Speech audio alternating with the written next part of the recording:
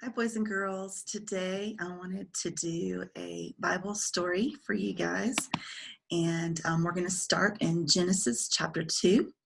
And in Genesis chapter 2, we are told how God made man. We learn in Genesis 1 that God created all of the other items by speaking.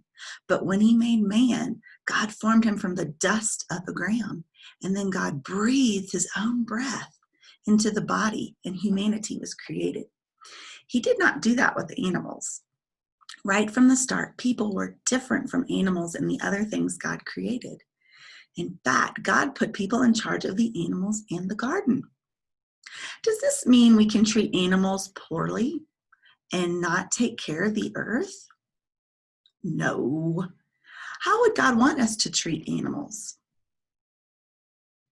Yes, he'd want us to treat them with kindness. And how would God want us to treat the environment? Yes, he'd want us to be good stewards of the land and help and for us to use the land responsibly. So Adam walked with God in the garden. They had a perfect relationship. Adam named all the animals, but he could not find a suitable helper. The Lord caused Adam to fall into a deep sleep, and he removed one of his ribs. And God formed Eve from the rib and presented her to Adam. They lived in the garden and all was peaceful. But there was one tree from which God said they were not to eat. Do you know the name of that tree? The tree of the knowledge of good and evil. And there was a serpent who was crafty and deceitful and cunning. The serpent found Eve in the garden. Candle here. I'm going to light for you.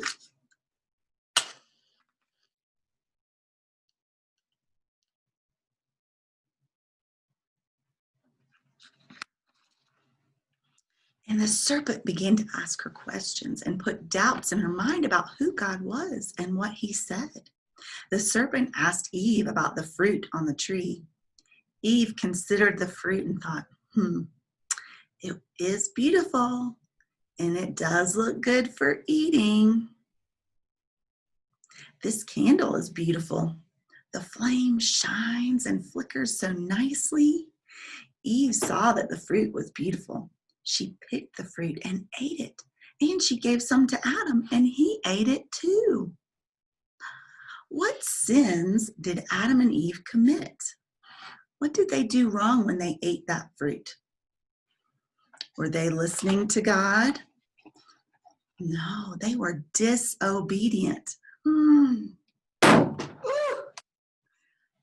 it broke their relationship with God. What else? What other sins did they commit besides being disobedient? Their sins. Can you think of that they committed? They were arrogant and selfish and prideful, and that broke our relationship with God. God came to see Adam and Eve, and Adam and Eve hid because they were ashamed. They recognized that they were naked. Here are all the broken pieces of the balloon. Their relationship with God was broken. Could Adam and Eve do anything to fix that broken relationship? No. In fact, God had to punish them. They did wrong. They had to leave the perfect garden. And because of the sins of Adam and Eve, pain and disease entered the world. Women now have great pain when they have babies. And weeds appeared, and it was much harder for Adam to garden and work the land. Men now work hard to provide for their families. The serpent was cursed as well. God placed hatred between the snake and the children of the woman. In fact, one day that serpent would bite the heel of one of her children, but then that child would turn around and crush the head of the serpent. Do you know who is the child that will crush the serpent's head? That's right, it's Jesus. Adam and Eve had babies, and their babies grew up and had babies. And every baby that was born had a broken relationship with God. And this is how you and I are. We are born into sin. There is no way we can have a perfect relationship with God because of our sin. This is what it means in the Bible when it says, all have sinned. Can you put the balloons back together? No. We cannot fix our broken relationship with God. And God knows that. So immediately after the events of Genesis 2 happened, God began working on a plan to bring people back to Him. The purpose of the Old Testament is to teach us what God does to fix our sin problem. The New Testament tells us who fixes our sin problem. You know who it is? Jesus. God sends Jesus to help fix our sin problem. Do you know what John 3:16 tells us that God did? Do you remember? Let's see. I'm going to share the screen. It says, "For God so loved the world that He gave His one and only Son, that whoever believes in Him shall not perish, but have eternal life." John 3:16. Okay? So God sent Jesus to come and rescue us, to save us. So what do we have to do to have eternal life? We must believe in Jesus. What does eternal life mean? That means that we have a relationship with God that's no longer broken, and we will be with God and Jesus forever. God loved the world so much that He sent Jesus. If we believe in Jesus, we will have everlasting life.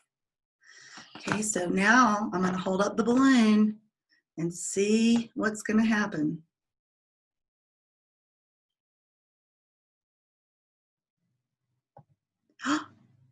It didn't pop.